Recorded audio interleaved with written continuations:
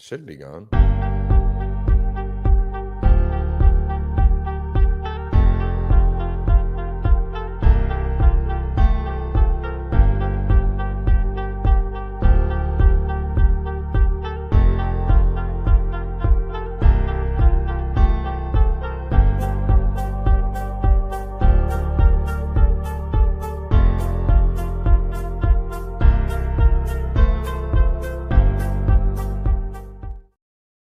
Are you ready to sit down with this entrepreneur who's grown over 70 companies from zero to at least $100 million in his career?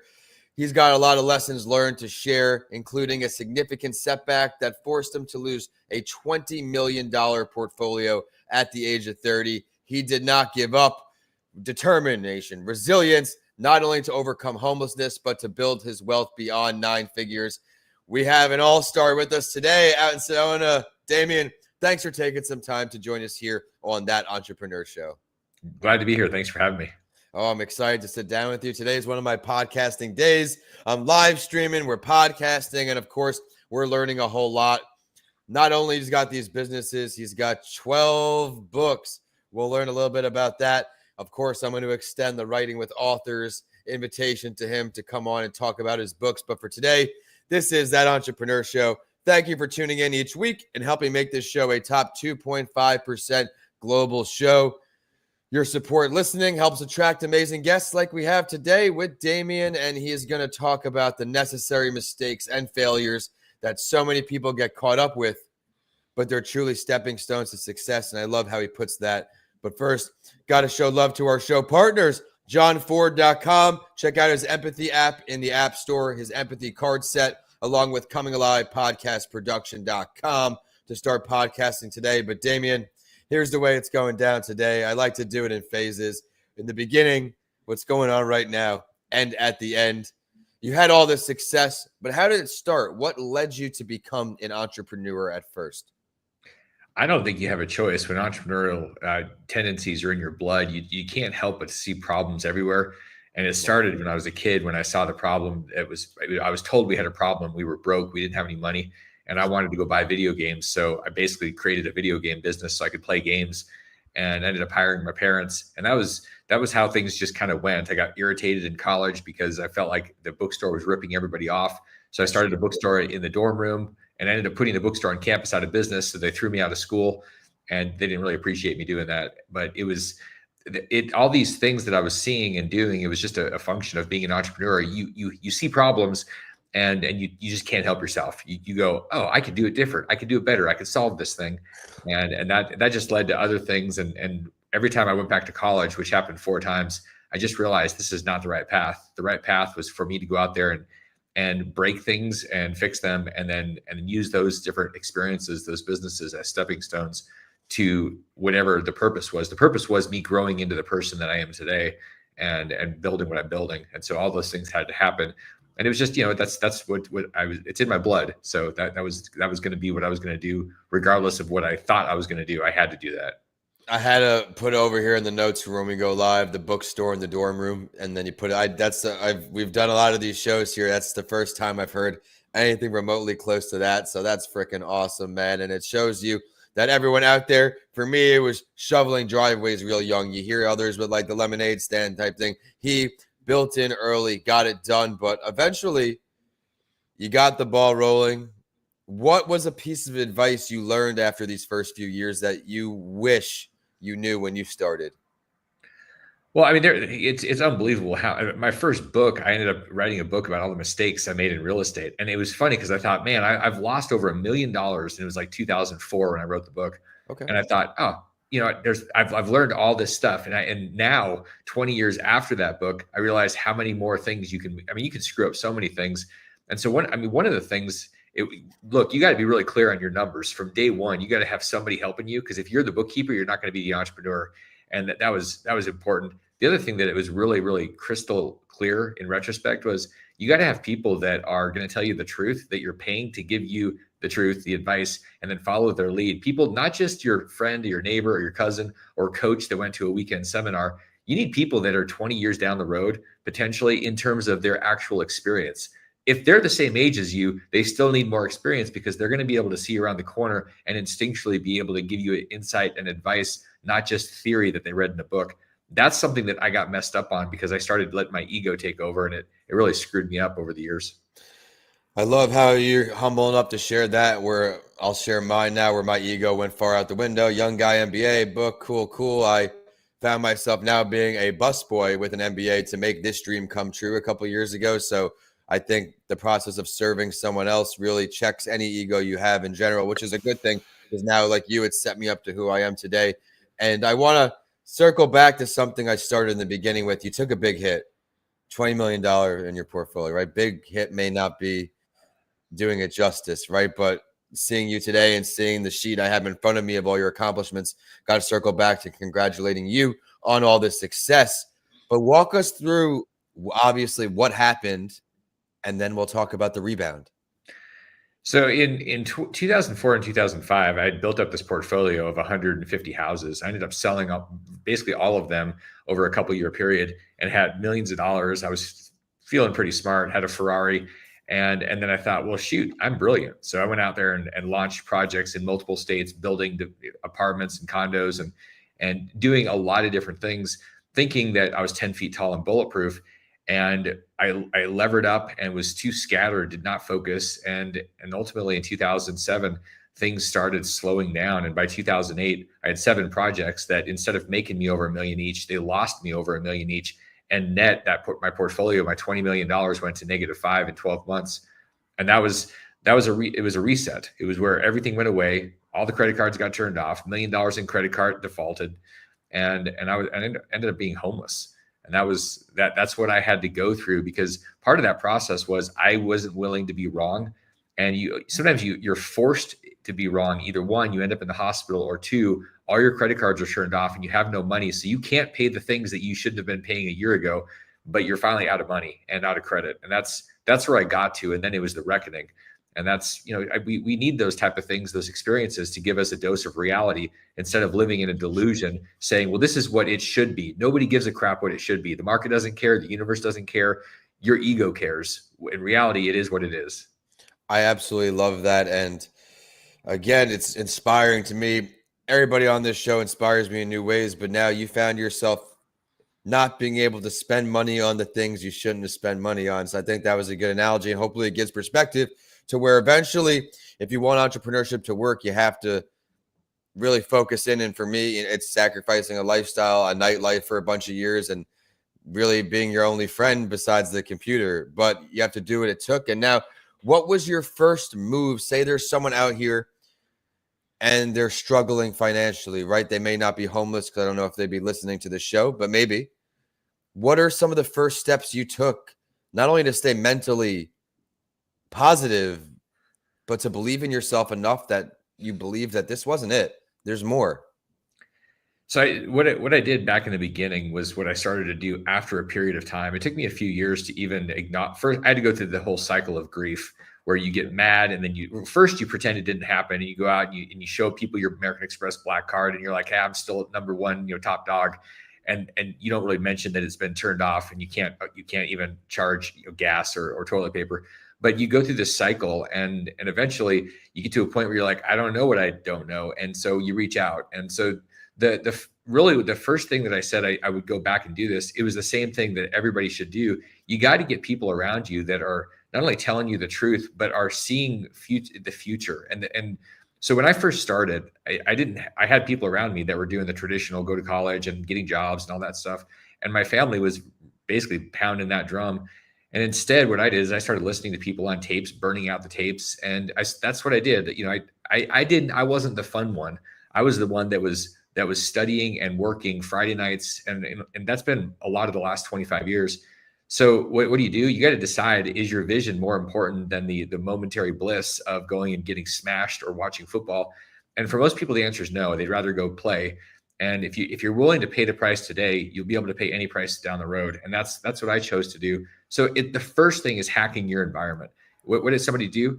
Figure out what you're surrounded by, the people and the places and that energy. And if you're sitting there going, man, the people around me are not where I want to go, you need to hack it. You need to change it. You need to add some people. You need to cut some people. But people don't do that because it's a safety, it's a tribal thing. We want to be around people that are like us because it's safer in numbers. And if you're going to have that, if you're going to have a disruption in your status quo life, which is where most people are and where they're going to be, you got to change something. That's the fastest, easiest, and hardest thing to do. Because when you stop hanging out with your friends or your family as much as you did, you're going to get people going, what? Do I smell bad? Did I do something? Did I offend you? You're like, man, my dream's important to me. And they're going to push back. They're going to tell you, no, that you should have more fun. It's going to stress you out. You're going to get all sorts of crap. But the reality is it's your life and your dream, and you get to live with yourself every day, the rest of your life. So do you want your dream, or do you want to be on somebody else's agenda? That's incredibly put. And if nothing changes, nothing changes. If you do the same things you did today and it's not working for you, then if you do the same things tomorrow, you're going to be in the same spot. So I think that's important advice for all entrepreneurs, especially to hear from someone who's scaled the way you have, where you have to prioritize things. That means never have fun, don't do these things. But for me, my mental health day, my break was always on Sundays to watch the Jets, which usually put my mental health upside down. But that was my time where, okay, computer's closed, it's designated. I'm a big time blocker during the day. I've got my time blocked walk or a break or something, because like you said, I mean, the football will always be there. These things will always be there, but your dream has got that limited window to act. And I'm grateful for how things keep evolving, because it's bringing me closer to guests like you and learning so much from you. I'd now like to hop in some other things that I think you could add value to our listeners here. Can you share a moment when strategic patience really paid off for you in an investment? So in the very beginning, when I was doing real estate, it's interesting because I spent several years buying houses and then renting them out, and I was acting as the bank or the landlord, if you will. And I didn't make much money. And then 3-4 years later, the universe cycled, the season cycled, and property went crazy, and I ended up making a ton of money. And I was like, wow, that was really easy. It wasn't easy. It was painful for years, and it was a lot of work. And then all of a sudden, like this natural thing, all the orchards bloomed.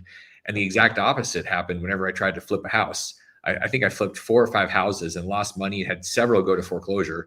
And I mean, it was like, so forcing the issue with almost anything. And that's been the same thing with the EQRP company I've been running for 10 years. It took years and it ran out of money, and I had to go solo in the middle of the startup, like all these things. But if you're patient and resilient, it's a dance, because sometimes you have to pull the plug. And sometimes you have to stick with something when everybody else is telling you to pull the plug. So how do you decide? That's part of launching multiple businesses. You learn over time, and then you trust your instincts, and then you're going to be wrong a lot. So 70 plus businesses, I've pulled the plug on some, and I've kept going with some, and I was wrong in both of those cases sometimes. So I just realized that oftentimes you are literally at the 1-inch line, right by the end zone, and you don't even realize it. You're like, man, I've just been bouncing around getting my ass handed to me for the last however many years. Yeah. And it seems like it's time to quit. And sometimes all you got to do is stand up and walk, and there's nothing in your way, but you have to make that movement. And a lot of people they get tired and they go, it's not fun. And you know what? One of the biggest mistakes people make, they go, man, I'm going to go after my passion. Well, what you were doing was your passion, but there wasn't your purpose in it. And so it stopped being fun. And you said, I'm going to go find a shiny nut to go chase because I'm a drunk squirrel. And you pivoted to the passion. And that's the problem. Passion isn't always going to be fun. And ultimately, when it's not fun, you're going to pivot and you're going to have an affair on your thing, and you're going to blow it up. And then over time, the more days that go by, they compound. And before you know it, months, years, and then your dream is in the rear view. But all those things that he's done to have patience, stay focused, it's led him to where he is today, crushing it with Frame Tech. They reduce material waste by 99%. Big sustainability in player, I guess you could say. Let's show some love to this company a little bit. So what's interesting is when you go through things, you think you have a plan, you think you have a certain thing you're going to do, and then years go by and you wake up one day and go, wow, I didn't see this coming. If I went back 10 years, this was not on the vision board. And FrameTech was one of those things that showed up. It was the right time with the right people. 3 years ago, some guys said, hey, we want to fix the housing crisis. There's 10 million missing homes and apartments in America, and we're not building enough. We have an idea. And I said, well, tell me about it. And so these guys had this idea to be able to build the framing for houses, which is the biggest bottleneck for building.